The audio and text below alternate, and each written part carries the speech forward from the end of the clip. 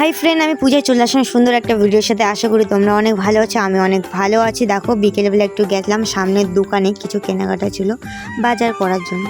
বাঁধাকপি নিয়ে নিলাম, তার সাথে নিলাম পটল। এখানটা দেখো 2 প্যাকেট দুধ। এখন করবো সন্ধ্যাবেলা রান্নাবান্না, বর যাবে কাজে রাতে।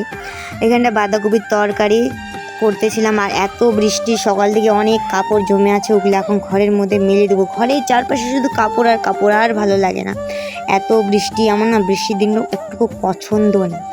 তবে দেখো রান্না করতে করতে কত কিছু বাসন বার হলো, ওই বাসনগুলো এখন ধুয়ে রাখতেছি।